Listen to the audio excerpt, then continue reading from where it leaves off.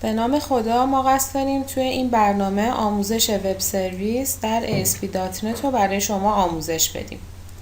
میدونیم که توسط سرویس های وب شما قادر خواهید بود متدهای ساخته شده خودتون رو به اشتراک بذارید و یا از متدهای به اشتراک گذاشته شده دیگران استفاده کنید. سرویس های وب کاربردهای زیادی دارن و چون بر پایه XML ساخته شدن با هر زبان برنامه نویسی میتونیم از اونها استفاده کنیم. به عنوان مثال شما میتونید یه سرویس وب رو به زبان C# بسازید و در اختیار دیگران قرار دهید.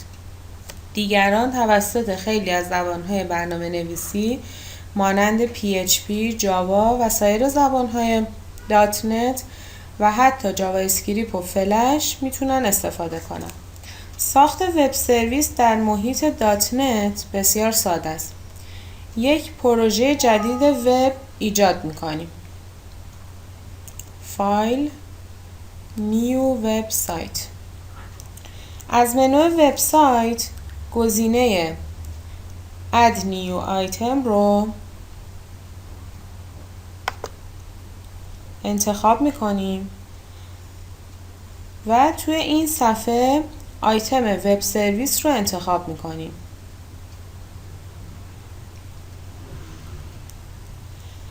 اسم اون رو میتونیم تغییر بدیم و یا تغییر بدیم و تاییدش کنیم. اکنون یک آیتم با پسوند ASMX به پروژه و یک آیتم دیگه با همون نام با پسوند .cs یا .vb به پوشه app کد اضافه خواهد شد. تمامی کدنویسی ما تو فایل وب سرویس انجام میشه. فایل وب سرویس .cs رو باز میکنیم و کدهایی که مشاهده میکنید به صورت پیش‌فرض به شکل زیره. توی این قسمت وب متد هلو ورلد رو به ما نشون میده. همونطور که ملاحظه کردید ساختار کلاس یک سرویس وب کمی با صفحات ASP.NET متفاوته.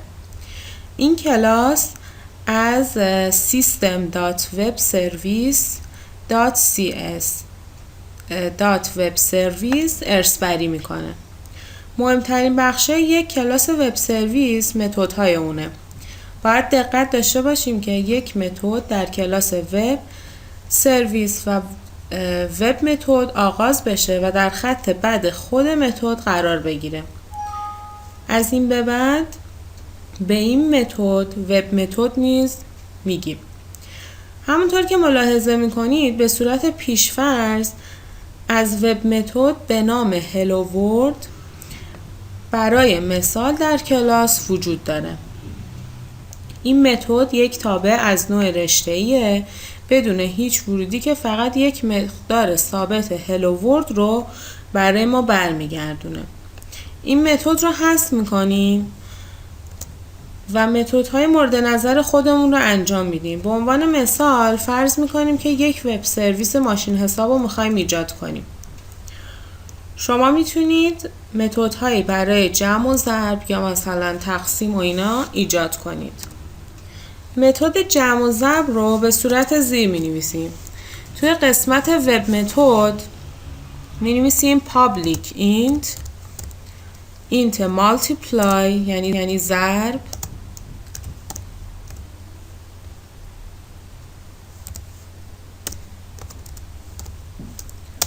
پرانتز رو باز می‌کنیم int x و y رو می‌گیریم. int x int y پرانتز رو میبندیم. توی خط بعدی آکولات باز میکنیم ریترن میکنیم x به علاوه y همون رو. این ضربه ریترن میکنیم x ضرب در y همون رو. پرانتز آکولات رو میبندیم.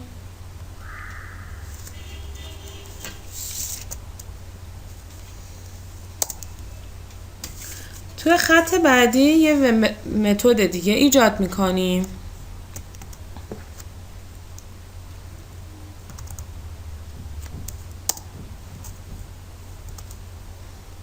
public int plus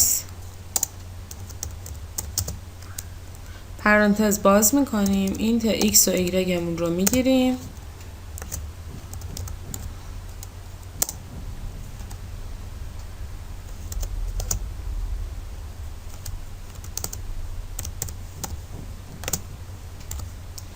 پرانتز رو میبندیم. توی خط بعدی ریترن میکنیم x به علاوه y مون رو.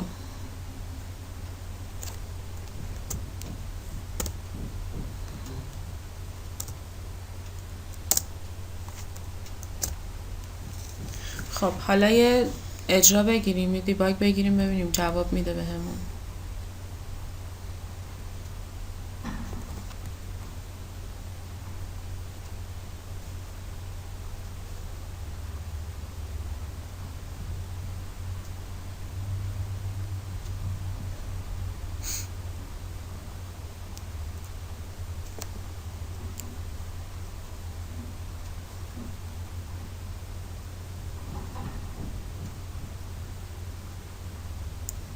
خب الان توی قسمت مالتیپلای کلیک میکنیم، 2 تا عدد میدیم، عدد مثلا 3 4،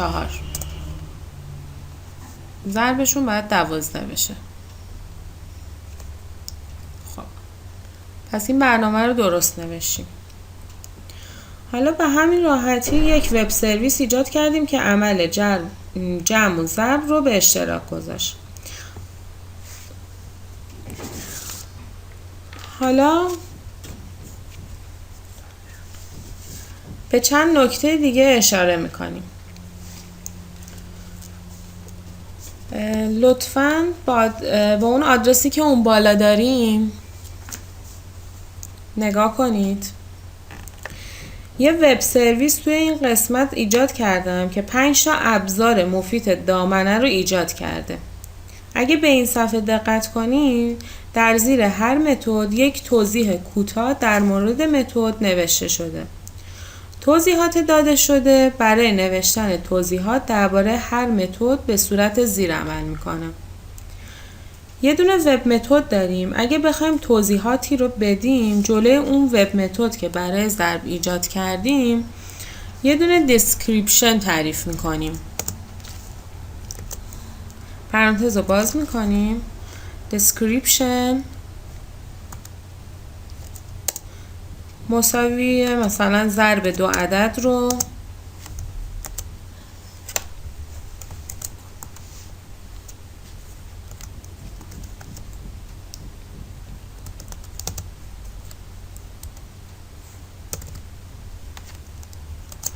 ضرب 2 عدد رو می نویسیم. پرانتز رو می بندیم.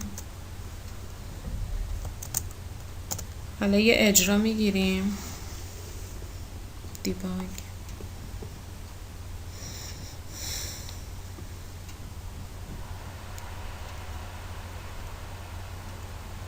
الان توی قسمت مالتیپلایمون ضرب 2 عدد که توضیحاتی بوده که براش نوشتیم تو برنامه رو به ما نشون داد.